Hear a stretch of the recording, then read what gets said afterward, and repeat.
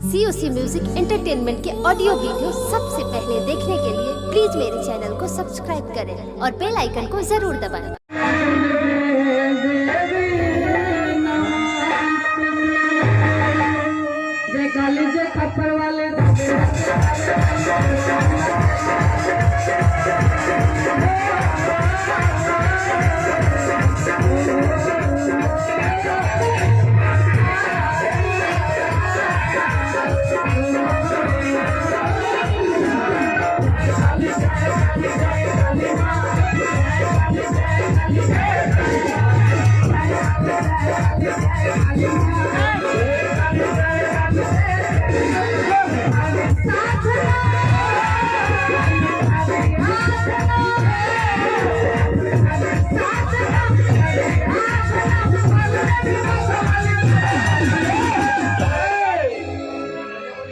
सबसे शक्तिशाली हमारे काली माँ जी का भजन है।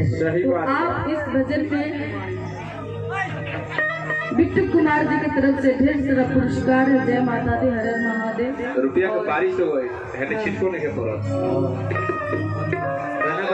और ये प्रकाश कुमार जी की तरफ, वर्तमान मुखिया जी की तरफ से ढेर सारा पुरस्कार है। बहुत बहुत जय माता दी, हर हर महादेव। और इस भजन में सब लोग ताली बजाएंगे। बड़ी सुंदर ये भजन है।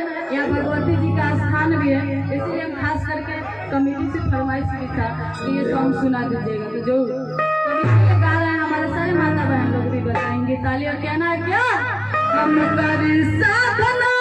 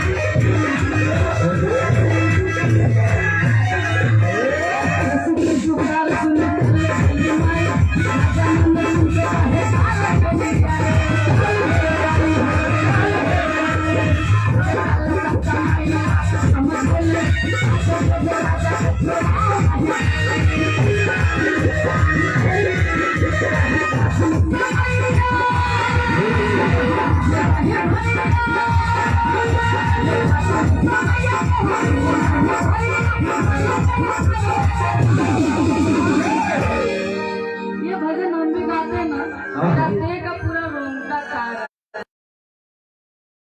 ताली बजाएंगे। हमारे आगे वाले ठीक है, बाकी हमारे पीछे वाले बड़े लोग पिछुआ जा रहे हैं।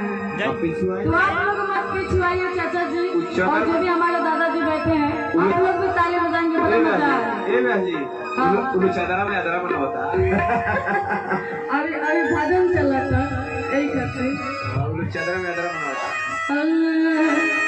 और कहना है कि हम कर साधना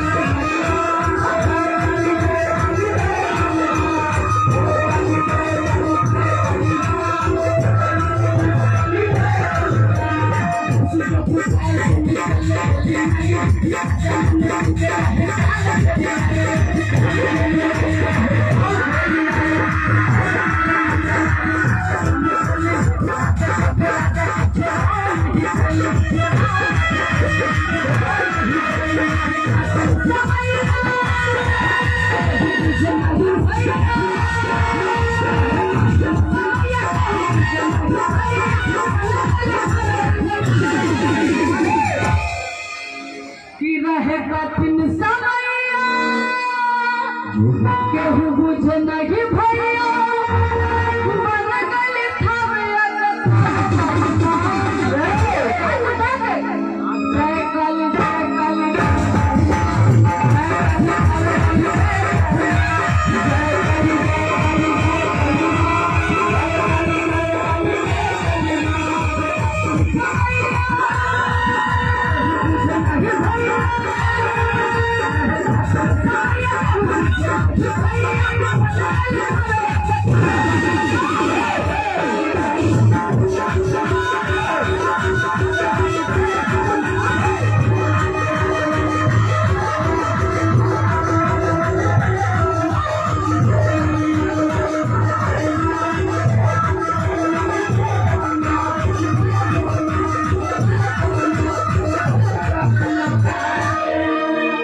बोल सच्चे दरबार की जय, मैया की जय।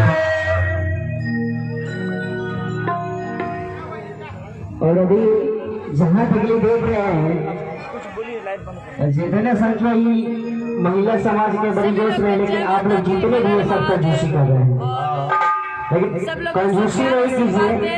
अच्छा लगे तो वीडियो को शेयर जरूर करें और प्यार ठंडा कहाँ लगा जाता है तो गर्मी आ गई।